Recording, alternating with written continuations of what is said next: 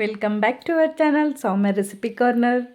ಇವತ್ತು ನಾವು ಒಂದು ಸ್ವೀಟ್ ರೆಸಿಪಿ, ಅದರಲ್ಲೂ ತುಂಬಾ ಮಕ್ಕಳಿಗೆ ಇಷ್ಟ ಆಗುವಂತಹ ಒಂದು ಹಲ್ವಾ ರೆಸಿಪಿ, ಅದು ಬಾಂಬೆ ಕರಾಚಿ ಹಲ್ವಾನ ಹೇಗೆ ಮಾಡೋದು ಅಂತ ಇವತ್ತು ವಿಡಿಯೋದಲ್ಲಿ ನೋಡೋಣ. ತುಂಬಾ ಸಿಂಪಲ್ ಇಂಗ್ರೀಡಿಯೆಂಟ್ಸಲ್ಲಿ ಈ ಬಾಂಬೆ ಹಲ್ವಾನ ನಾವು ರೆಡಿ ಮಾಡ್ಕೊಬೋದು. ತುಂಬಾ ಸಾಫ್ಟಾಗಿ ಬರುತ್ತೆ, ತುಂಬಾ ಟೇಸ್ಟಿಯಾಗಿರುತ್ತೆ. ಇವಾಗ ನಾವು ಬಾಂಬೆ ಕರಾಚಿ ಹಲ್ವಾನ ಹೇಗೆ ಮಾಡೋದು ಅಂತ ನೋಡೋಣ ಬನ್ನಿ. ಮೊದಲಿಗೆ ನಾನು ಒಂದು ಮಿಕ್ಸಿಂಗೋಸ್ಕರ ಒಂದು ಬೌಲ್ನ ಇಟ್ಕೊಂಡಿದ್ದೀನಿ. ಅದಕ್ಕೆ ನಾನು 1 ಕಪ್ ಆಗೋಷ್ಟು ಕಾರ್ನ್ಫ್ಲೋರ್ನ ಹಾಕ್ಕೊಂಡಿದ್ದೀನಿ. ನೀವು ಯಾವ ಕಪ್ನ ಯೂಸ್ ಮಾಡ್ತಾಯಿದ್ದೀರಾ ಅದೇ ಕಪ್ಪಲ್ಲಿ ಎಲ್ಲವೂ ಕೂಡ ಮೆಜರ್ಮೆಂಟ್ಗೆ ನೀವು ಹಾಕ್ಕೊಬೇಕಾಗತ್ತೆ. 1 ಕಪ್ಪು ನಾನು ಕಾರ್ನ್ಫ್ಲೋರ್ಗೆ ನಾನು ಅದೇ ಕಪ್ಪಲ್ಲಿ 2 ಕಪ್ ಆಗೋಷ್ಟು ನಾನು ನೀರನ್ನ ಸೇರಿಸ್ಕೊಂಡು ಕ್ಲೀನಾಗಿ ಇದನ್ನು ಲಮ್ಸ್ ಇಲ್ದಿರೋ ಥರ ಇದನ್ನು ಚೆನ್ನಾಗಿ ಮಿಕ್ಸ್ ಮಾಡ್ಕೊಬೇಕಾಗತ್ತೆ. ನೀವು ನೋಡ್ತಾ ಇರ್ಬೋದು, ಕಾರ್ನ್ಫ್ಲೋರ್ ಬಂದು ನೀರು ಹಾಕಿದ ತಕ್ಷಣ ಕೆಳಗಡೆ ತಳದಲ್ಲಿ ಅದು ಗಟ್ಟಿ ಬಂದ್ಬಿಡುತ್ತೆ. ಸೊ ನೀವು ಅದು ಗಟ್ಟಿ ಆಗಬಾರ್ದು, ಹಾಗೆಯೇ ಅದು ಗಂಟಾಗಬಾರ್ದು. ಆ ರೀತಿ ಇದನ್ನು ಚೆನ್ನಾಗಿ ಮಿಕ್ಸ್ ಮಾಡಿಕೊಂಡು ನೀವು ರೆಡಿ ಮಾಡಿ ಎತ್ತಿಟ್ಕೊಳ್ಬೇಕಾಗತ್ತೆ ಈ ರೀತಿಯಾಗಿ.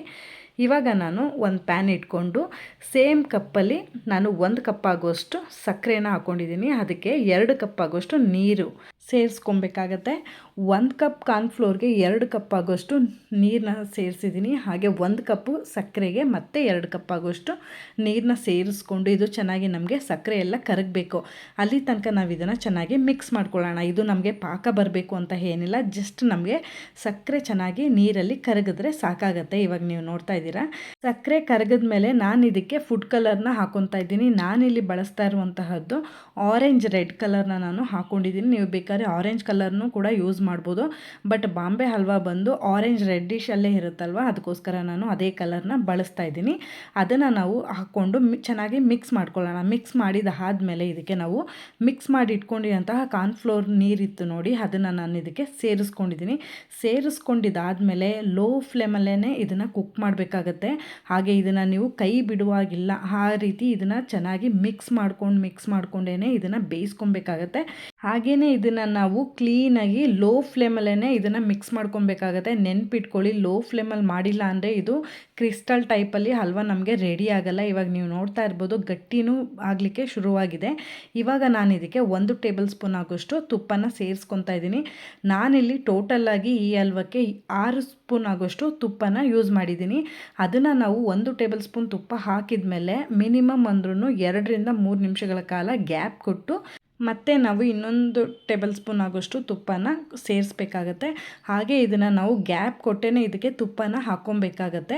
ಇವಾಗ ನೀವು ನೋಡ್ತಾ ಇದ್ದೀರಾ, ತುಂಬ ಚೆನ್ನಾಗಿ ಗಟ್ಟಿಯಾಗಿ ನಮಗೆ ಕಲರು ಕೂಡ ಚೇಂಜ್ ಆಗಿದೆ. ಇದು ಮತ್ತೆ ಮುಂದೆ ಇನ್ನೂ ಕಲರ್ ಚೇಂಜ್ ಆಗುತ್ತೆ. ಅಲ್ಲಿ ತನಕ ನಾವು ಇದನ್ನು ಚೆನ್ನಾಗಿ ಬೇಯಿಸ್ಕೊಬೇಕಾಗತ್ತೆ. ಈ ರೀತಿ ನಾವು ಬಿಟ್ಟರೆ ಅದು ಲೇಯರ್ ಆಗಿ ಬರಬೇಕು. ಅಲ್ಲಿ ತನಕ ನಾವು ಇದನ್ನು ಬೇಯಿಸ್ಕೊಬೇಕಾಗತ್ತೆ. ಮತ್ತು ನಾನಿವಾಗ ಇನ್ನೂ 1 ಟೇಬಲ್ ಸ್ಪೂನ್ ಆಗೋಷ್ಟು ತುಪ್ಪನ ಸೇರಿಸ್ಕೊಂಡಿದ್ದೀನಿ. ತುಪ್ಪನ ಸೇರಿಸ್ಕೊಂಡು ನಾವು ಕೈ ಬಿಡ್ದಾಗೆ ಇದನ್ನು ಚೆನ್ನಾಗಿ ತಿರುಗಿಸ್ಕೊಂಡೇ ಇದನ್ನು ಬೇಯಿಸ್ಕೊಬೇಕಾಗತ್ತೆ. ಅಗೇನ್ ಇದು ಲೋ ಫ್ಲೇಮಲ್ಲೇ ಇರಬೇಕಾಗತ್ತೆ. ಲೋ ಫ್ಲೇಮಲ್ಲಿ ನಾವು ಇದನ್ನು ರೆಡಿ ಮಾಡಿಲ್ಲ ಅಂದರೆ ಇದು ಒಳ್ಳೆ ಕ್ರಿಸ್ಟಲ್ ಟೈಪಲ್ಲೂ ಬರಲ್ಲ, ಹಾಗೆ ಗಂಟು ಫಾರ್ಮ್ ಆಗುತ್ತೆ. ಹಲ್ವಾ ನಮಗೆ ಒಳ್ಳೆ ಕನ್ಸಿಸ್ಟೆನ್ಸಿಲಿ ರೆಡಿನೇ ಆಗಲ್ಲ. ಅದಕ್ಕೋಸ್ಕರ ಇದನ್ನು ಲೋ ಫ್ಲೇಮಲ್ಲಿ ಕೈ ಬಿಡ್ದಾಗೆ ಇದನ್ನು ನೀವು ಮಾಡ್ಕೊಬೇಕಾಗತ್ತೆ. ಇವಾಗ ನೀವು ನೋಡ್ತಾ ಇದ್ದೀರಾ, ಒಳ್ಳೆ ನಮಗೆ ಕ್ರಿಸ್ಟಲ್ ಆಗಿ ಗ್ಲಾಸ್ ಆಗಿ ನಮಗೆ ಹಲ್ವಾ ರೆಡಿಯಾಗಿರುತ್ತೆ. ತುಂಬ ಶೈನು ಕೂಡ ಬಂದಿದೆ. ಈ ರೀತಿ ಶೈನ್ ಬರಬೇಕು. ಹಾಗೆ ನೀವು ಅದನ್ನು ಹಲ್ವಾನ ಒಂದು ಕಡೆಯಿಂದ ಹೀಗೆ ಮೇಲೆ ಎತ್ತಿಟ್ಟರೆ ಅದು ನಮಗೆ ಲೇಯರ್ ಆಗಿ ಫಾರ್ಮ್ ಆಗಿ ಬೀಳಬೇಕು. ಅಲ್ಲಿ ತನಕ ಚೆನ್ನಾಗಿ ಬೇಯಿಸ್ಕೊಳ್ಳೋಣ. ಇದಾದಮೇಲೆ ಇವಾಗ ನಾನು ಇದಕ್ಕೆ ಸ್ವಲ್ಪ ಗೋಡಂಬಿನೂ ಕೂಡ ನಾನು ಸೇರಿಸ್ಕೊಂಡು ಇದಕ್ಕೆ ಮಿಕ್ಸ್ ಮಾಡ್ಕೊತಾ ಇದ್ದೀನಿ. ಇವಾಗ ನೀವು ನೋಡ್ತಾ ಇದ್ದೀರಾ, ಕಲ್ಲರು ಫಸ್ಟು ಇದ್ದಿದ್ದಕ್ಕಿಂತ ಇವಾಗ ಯಾವ ರೀತಿ ಚೇಂಜ್ ಆಗಿದೆ ಅಂತ ಹೇಳಿ. ಇದು ನಮಗೆ ಒಳ್ಳೆ ಕನ್ಸಿಸ್ಟೆನ್ಸಿ ಅಂತಲೇ ಹೇಳ್ಬೋದು. ಹಲ್ವಾ ನಮಗೆ ತುಂಬ ಚೆನ್ನಾಗಿ ಬರುತ್ತೆ, ಸಾಫ್ಟಾಗಿ ಬರುತ್ತೆ. ಮಕ್ಕಳಿಗಂತೂ ತುಂಬಾ ಇಷ್ಟ ಆಗುತ್ತೆ. ಹಾಗೆ ನಮಗೆ ಇದಕ್ಕೆ ಮಾಡಲಿಕ್ಕೆ ತುಂಬ ಇಂಗ್ರೀಡಿಯೆಂಟ್ಸು ಬೇಕಾಗಿಲ್ಲ. ಅರೆ ಟೇಸ್ಟಿಯಾಗಿ ಮನೆಯಲ್ಲೇ ಹೆಲ್ದಿಯಾಗಿ ನಾವು ಈ ಹಲ್ವಾನ ರೆಡಿ ಮಾಡ್ಕೊಬೋದು. ನೀವು ನೋಡ್ತಾ ಇದ್ದೀರಾ, ತಳನೂ ಕೂಡ ತುಂಬ ಚೆನ್ನಾಗಿ ಬಿಟ್ಕೊಂಡು ಬಂದಿದೆ. ತುಪ್ಪ ಎಲ್ಲ ಹಾಕಿರೋದ್ರಿಂದ ಅದು ಹಲ್ವಾಗೆ ತುಂಬಾ ಚೆನ್ನಾಗಿ ಹೊಂದ್ಕೊಂಡಿರುತ್ತೆ. ಇವಾಗ ಈ ಕನ್ಸಿಸ್ಟೆನ್ಸಿಗೆ ಬಂದಾಗ ನಮಗೆ ಹಲ್ವಾ ರೆಡಿಯಾಗಿದೆ ಅಂತಲೇ ಅರ್ಥ. ಈಗ ನಾನು ಒಂದು ಗ್ಲಾಸ್ ಬೌಲ್ನ ತೊಗೊಂಡು ಅದಕ್ಕೆ ತುಪ್ಪನ ಸ್ವಲ್ಪ ಸ್ಪ್ರೆಡ್ ಮಾಡಿಕೊಂಡು ಚೆನ್ನಾಗಿ ಗ್ರೀಸಿಂಗ್ ಮಾಡ್ಕೊಂಡಿದ್ದೀನಿ. ಈ ಗ್ಲಾಸ್ ಬೌಲ್ಗೆ ಇವಾಗ ನಾನು ಸ್ವಲ್ಪ ಡ್ರೈ ಫ್ರೂಟ್ಸು ಅಂದರೆ ನಾನಿಲ್ಲಿ ಬಾದಾಮಿ ಹಾಗೆ ಇದಕ್ಕೆ ಸ್ವಲ್ಪ ಪಿಸ್ತಾನು ಕೂಡ ನಾನು ಚಿಕ್ಕದಾಗಿ ಪೀಸಸ್ಗಳಾಗಿ ಕಟ್ ಮಾಡಿಕೊಂಡು ಸ್ಪ್ರಿಂಕಲ್ ಮಾಡ್ಕೊಳ್ಳೋಣ ಎಲ್ಲ ಕಡೆ. ಇದನ್ನು ಹಾಕ್ಕೊಂಡು ಈಗ ನಾವು ರೆಡಿಯಾಗಿರೋ ಹಲ್ವಾನ ನಾವು ಇದಕ್ಕೆ ಸೇರಿಸ್ಕೊಳ್ಳೋಣ. ಹೀಗೆ ನಾವು ಸೇರಿಸ್ಬೇಕಾದ್ರೆ ನೀವು ಬೇಗನೆ ಹಾಕಬೇಕಾಗತ್ತೆ. ಯಾಕೆಂದರೆ ನಾವು ಒಂದು ಸರಿ ಇದನ್ನು ಗ್ಯಾಸ್ ಸ್ಟವ್ ಆಫ್ ಮಾಡಿದ್ಮೇಲೆ ಹಲ್ವಾ ನಮಗೆ ಪಾತ್ರೆಯಲ್ಲೇ ಗಟ್ಟಿ ಆಗಲಿಕ್ಕೆ ಶುರುವಾಗೋಗಿರುತ್ತೆ. ಅದಕ್ಕೋಸ್ಕರ ನೀವು ಬಿಸಿ ಇದ್ದಾಗಲೇ ಈ ಗ್ಲಾಸ್ ಬೌಲ್ಗೆ ಸೆಟ್ ಮಾಡಿಕೊಂಡು ಇದನ್ನು ನಾವು ಫ್ರಿಜ್ಜಲ್ಲಿ ಇಡಬೇಕು ಅಂತ ಅವಶ್ಯಕತೆ ಏನೂ ಇಲ್ಲ.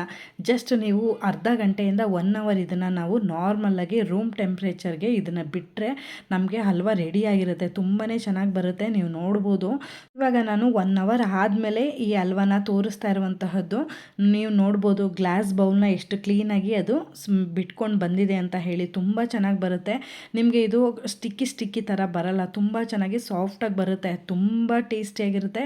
ಒಂದು ಸರಿ ಡೆಫಿನೆಟ್ಲಿ ನೀವು ಕೂಡ ಮನೆಯಲ್ಲಿ ಒಂದು ಸರಿ ಟ್ರೈ ಮಾಡಿ. ಇವಾಗ ನಾನು ಇದನ್ನು ಒಂದು ಪ್ಲೇಟ್ಗೆ ಹಾಕ್ಕೊಂಡು ಸರ್ವ್ ಮಾಡ್ಕೊತಾ ಇದ್ದೀನಿ. ಸರ್ವ್ ಮಾಡ್ಕೊಂಡು ಇದನ್ನು ನಾವು ಹಲ್ವಾ ಶೇಪ್, ನಿಮಗೆ ಯಾವ ಶೇಪ್ ಬೇಕಾದ್ರೂ ಕಟ್ ಮಾಡ್ಕೊಬೋದು. ಕಟ್ ಮಾಡಬೇಕಾದ್ರೂ ನೀವು ನೋಡ್ಬೋದು, ಒಂದು ಚೂರು ಕೂಡ ಇದು ನಮಗೆ ಸ್ಟಿಕ್ಕಿ ಆಗಲ್ಲ, ನಮಗೆ ಅಂಟ್ಕೊಳ್ಳಲ್ಲ, ಸ್ವಲ್ಪನೂ ಕೂಡ ಅಂಟ್ಕೊಳ್ಳಲ್ಲ. ತುಂಬ ಸಾಫ್ಟಾಗಿ ಬರುತ್ತೆ, ತುಂಬ ಟೇಸ್ಟಿಯಾಗೂ ಇರುತ್ತೆ. ಮತ್ತು ಇದನ್ನು ಮಾಡಲಿಕ್ಕೆ ನಮಗೆ ತುಂಬಾ ಕಡಿಮೆ ಇಂಗ್ರೀಡಿಯೆಂಟ್ಸಲ್ಲಿ ನಾವು ಈ ಹಲ್ವಾ ರೆಸಿಪಿನ ನಾವು ರೆಡಿ ಮಾಡ್ಕೊಬೋದು. ಟೇಸ್ಟು ಸಖತ್ತಾಗಿರುತ್ತೆ. ಖಂಡಿತವಾಗ್ಲೂ ನೀವು ಕೂಡ ಮನೇಲಿ ಮಕ್ಳಿಗೋಸ್ಕರನೇ ಅಂತಲೇ ಈ ರೆಸಿಪಿನ ಒಂದ್ಸರಿ ಟ್ರೈ ಮಾಡಿ, ತುಂಬ ಇಷ್ಟಪಟ್ಟು ತಿಂತಾರೆ.